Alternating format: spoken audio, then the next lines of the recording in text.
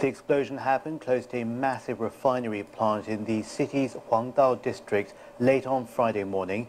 Witnesses said they heard two explosions. The blast sent thick black smoke billowing into the sky, which could be seen for kilometers.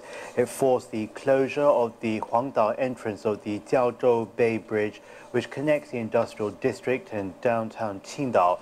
The explosion also led to a temporary power outage in nearby areas. The local Environmental Protection Bureau has reported an oil spill in the Jiaozhou Bay. Local authorities say around 3 a.m. an oil pipeline ruptured, causing a leak. The repair process led to a fire which eventually caused that explosion. Well, President Xi Jinping has given instructions to authorities in Shandong to do all they can to search for and rescue the missing and injured. He also asked relevant parties to identify the cause of that accident, to learn from it, and to strengthen production safety measures. If you're just joining us, we're talking about a massive blast over close to Qingdao late on Friday morning. Let's take a closer look now at that blast and see what exactly happened Friday. That pipeline is owned by Sinopec, China's biggest oil refiner. The total length of the oil pipeline is 176 kilometers, connecting Qingdao to Weifang in eastern Shandong province. It opened up in August this year. It cost 1.3 billion yuan to build. The oil transmission capacity each year is 15 million tons. Local officials have confirmed via microblog that the fire is far from chemical industry or military facilities, and it was not an incident related to terrorism. The blast happened in Qingdao's Qingdao district, which has a population of 1.4 million people.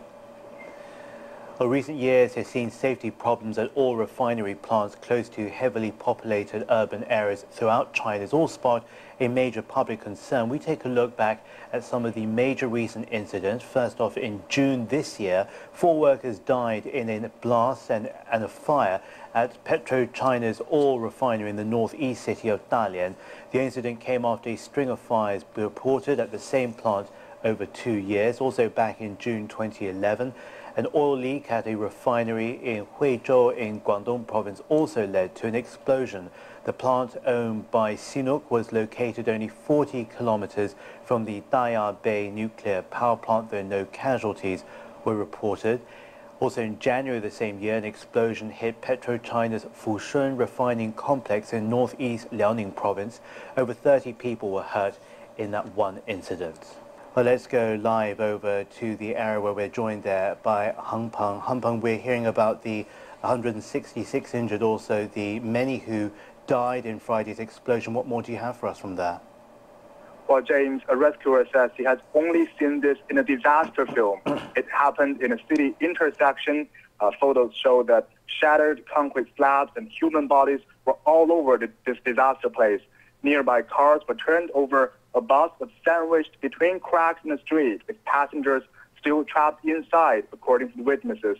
Local officials say the blast happened at 10:30 a.m. when workers were repairing a petroleum pipeline. At the time, the pipeline had some initial leakage of oil, but was not really serious. The real disaster happened during the repairing work. So far, 35 people were confirmed dead, 166 were injured. Hospitals are now packed with wounded victims. Many are now lying and being treated in the main hall of the hospitals. The authorities have excluded the possibility of a terror attack, and now further investigation is still underway. James? Pampo, let's talk about the environmental impact, not only the oil spill that's already been reported, what do we know about the scale and the severity of that, but also how is it affecting people living in these